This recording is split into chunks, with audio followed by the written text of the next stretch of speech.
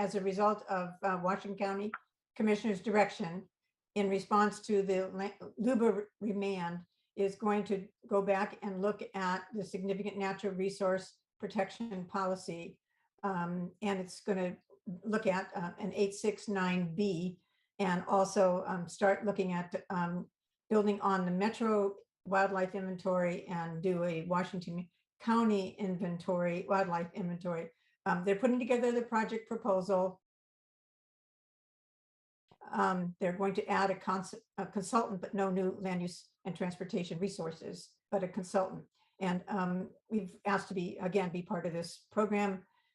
They're going back a little bit to square zero because they're going to look at the economic, what's called the ESEE, the economic balance between economic growth, housing, and SNR to determine what's the right balance.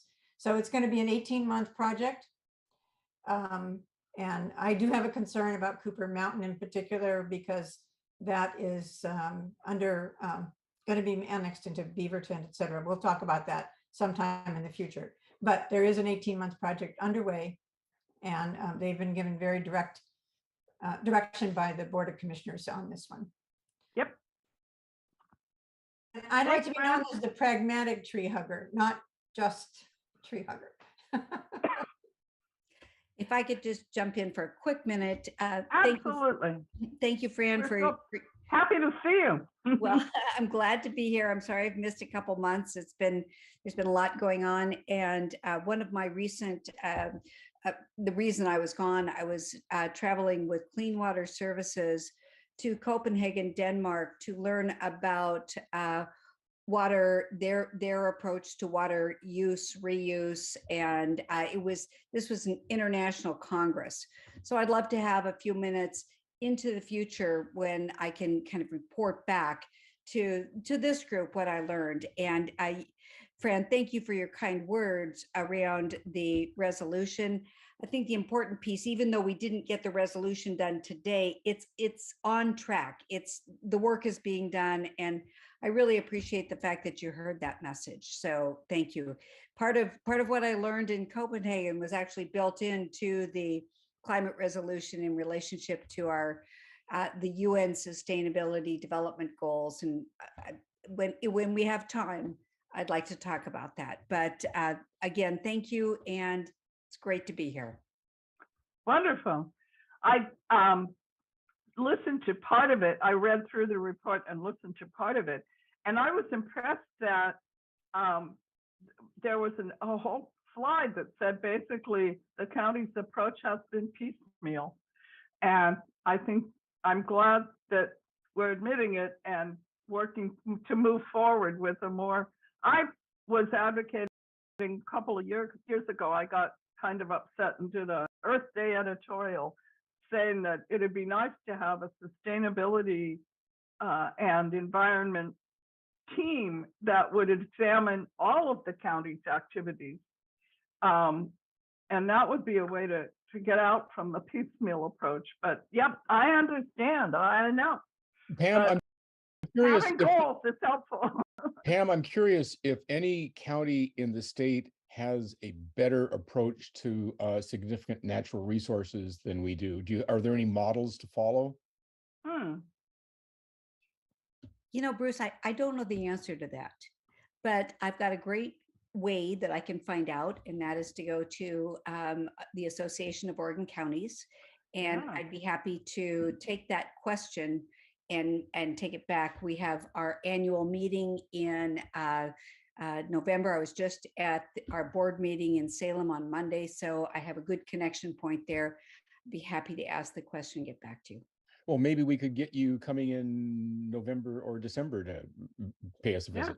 The best time to address that issue is going to be December, because we'll be down in the annual meetings at right before Thanksgiving in right after our meeting.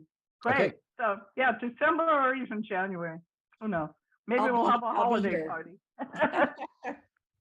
Okay. Well, thank you. I think we can go ahead and move on to our exciting, thrilling election, which is a real it's been a knockdown drag cliffhanger. Absolutely. if anybody that's attending tonight interested in helping being the secretary, appreciate it.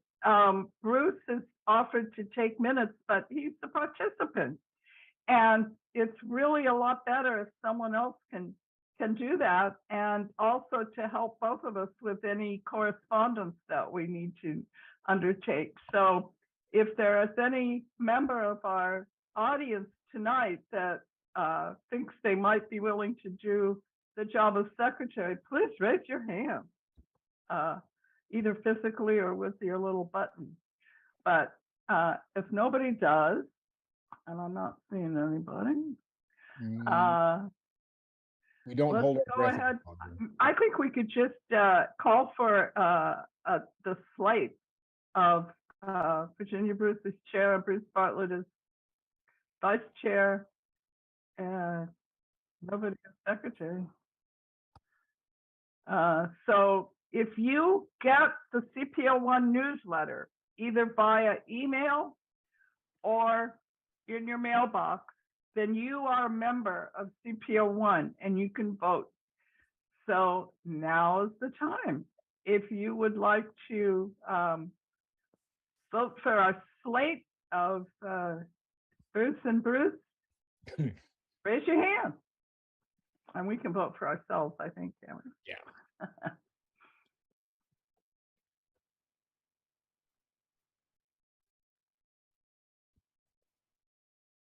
Okay, what do we got here? We probably have some people that aren't CPO members, but if you're a member, please either raise your hand or don't, and we can call for people that are voting against us, I guess. The attendees can vote, can't they? There. Absolutely. There. Okay, I see. Yeah. We got 1, 2, 3, 4, 5, 6 attendees voting for us, and 1, 2, 3, 4, 5 people here. So that's 11 yeses. Okay. Anybody? So go ahead and lower your hand. And if you'd like to vote against the slate, raise your hand.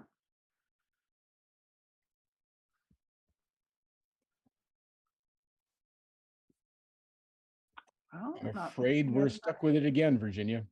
I guess we are. Oh, they're stuck with us.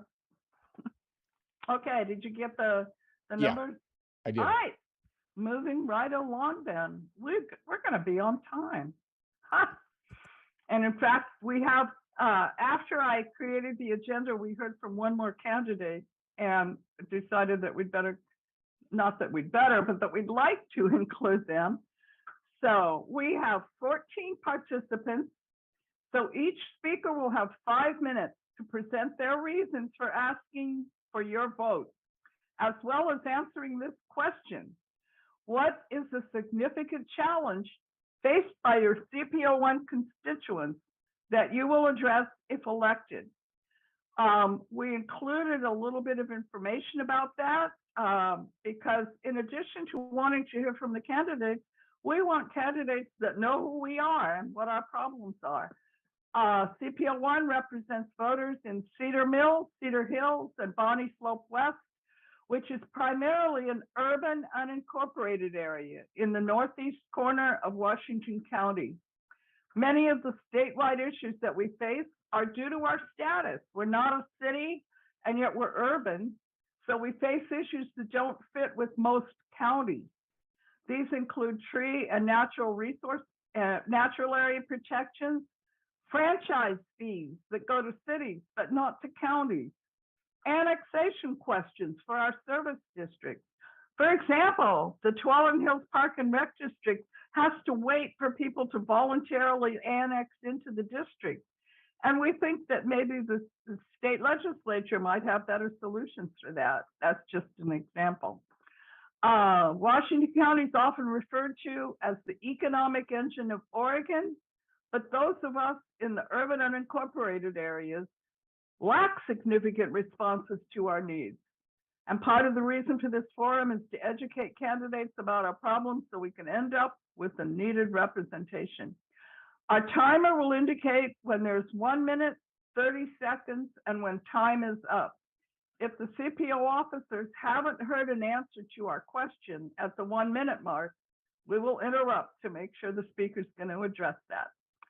And our first panelist is Dan Pulju. Is that how you pronounce your name?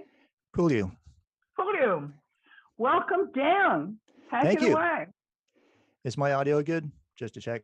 Everything's great, and we're pinning you. You can Okay, stop sharing that clock, whoever's doing that.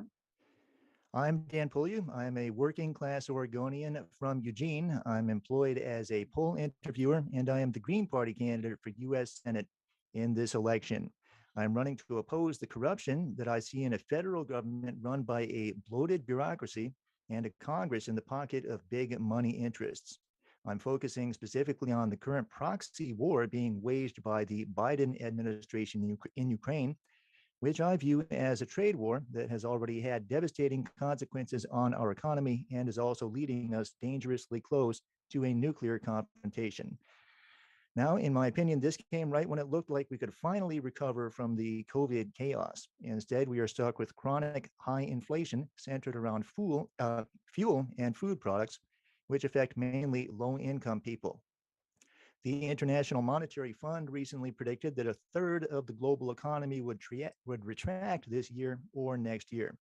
Now, the answer to your scripted question is generally to bring down inflation or prevent or mitigate the coming recession, and that is achievable simply by reversing our self-destructive foreign policy.